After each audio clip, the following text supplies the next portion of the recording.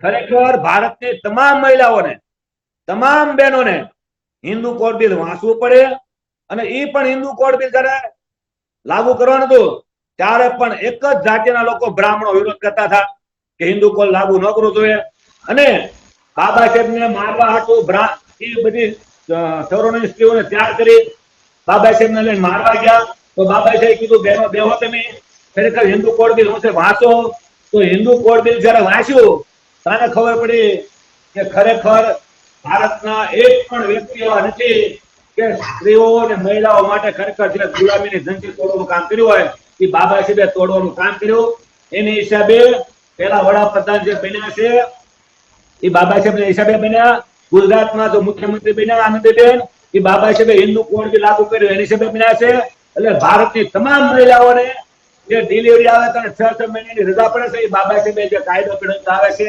125 ભરણ પોષણની અરે બાબા સાહેબને વાંચવા જોઈએ અને બાબા સાહેબ વિશે એટલા બધા ગેરમાર્ગે દોરે છે જે મોઢામાં પેદા થયા એ લોકો આવું કરે છે કે બાબા સાહેબ આવા હતા બાબા સાહેબ આવા હતા એટલે હું તો કહું બાબા સાહેબને વાંચવા પડે પેલા બાબા સાહેબ હું વાંચ્યું હું કર્યું એ બધું વાંચવું પડે આજે સાયમન કમિશનની વાત કરીએ તો સાયમન કમિશન કોના માટે આવ્યું સાયમન કમિશન વાંચ્યું તો એનો વિરોધ કરનારા કોણ હતા આજે આ બધું વાંચે તો ખબર પડે ને કે આજે બાબા સાહેબને ખરેખર અનુભવ થયા છે નોકરીના એ છે વિદેશમાં ભણવા ગયા ત્યાંથી માંડી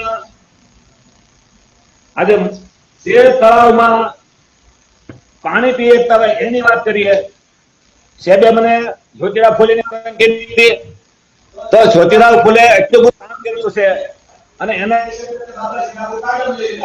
હિસાબે તબાદમ લઈ લીધા કે ધ્રુવ મહિલા સેવા મંડળ બાળ હત્યા પ્રતિબંધ બાળ હત્યા કરવાનો કાયદો હતો એની પર જ્યોતિરાવ ફૂલે લડાઈ લડ્યા અને વાણંદ સમાજ એટલો બધો જાગૃત થઈ ગયો કે બ્રાહ્મણોને દાઢી કરવા ગઈ ને તો જનોય ઉતારી જતા હતા એટલી બધી ક્રાંતિ જ્યોતિરાવ ફૂલે લાવ્યા અને જો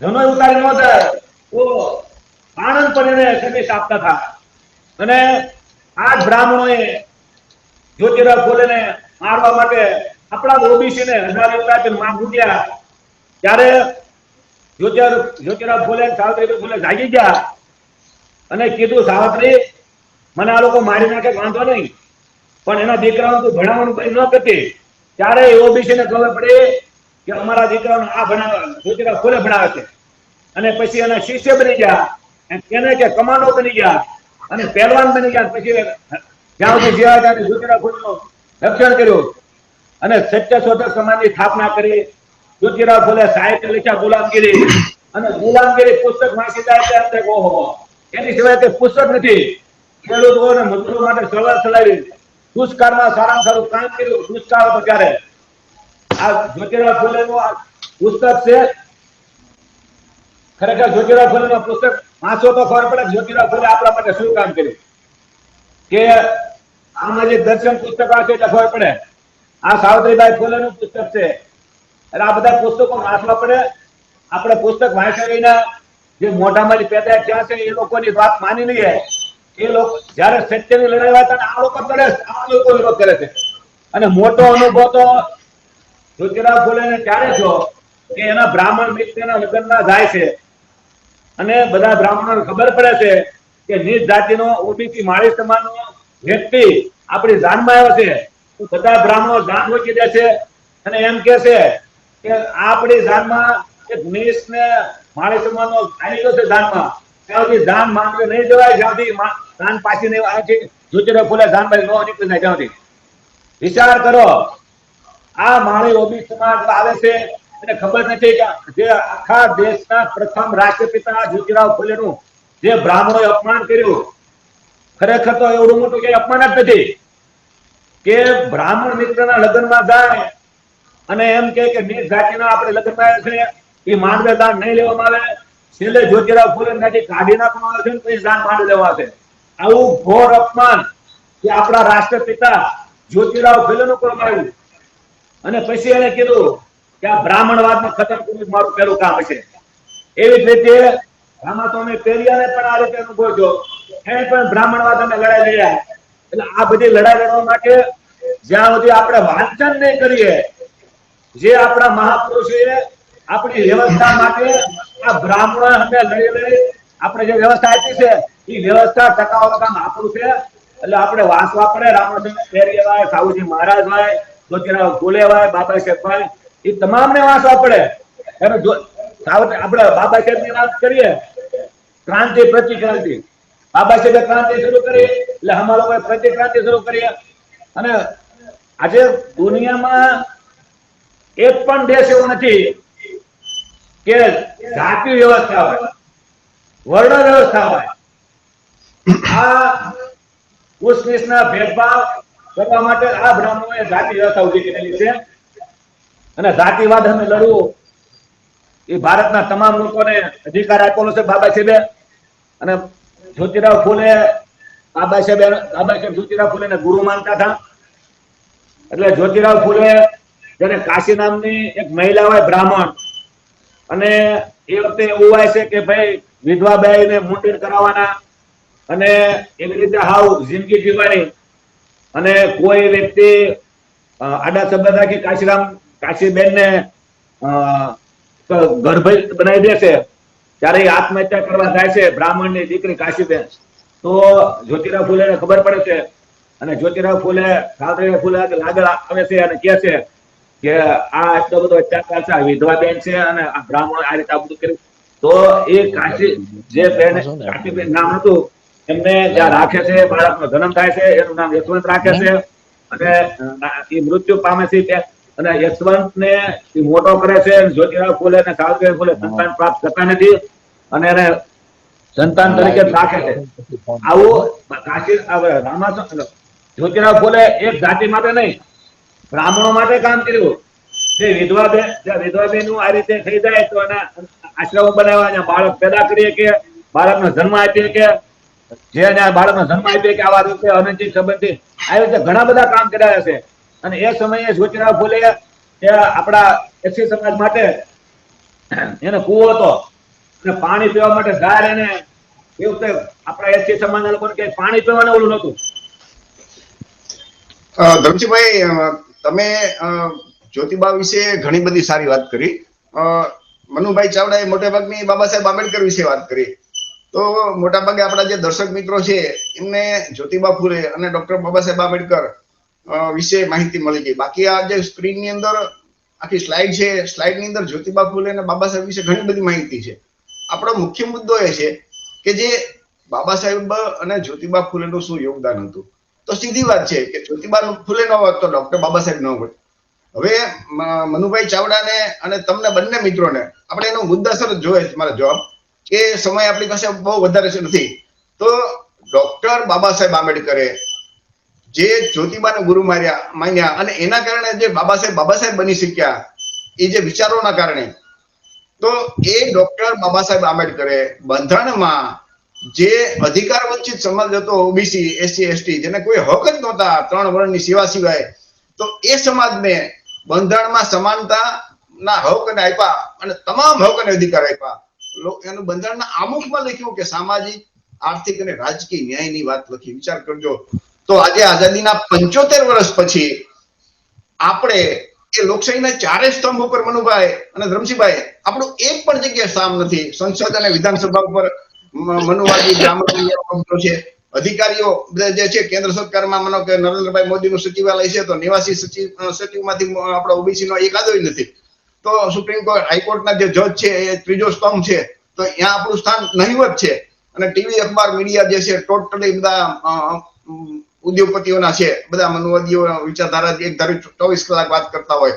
તો આઝાદીના 75 વર્ષ પછી જો આપણી આ દશા હોય તો એનો મતલબ ડોક્ટર બાબા સાહેબ આંબેડકરે બંધારણમાં તો આપણને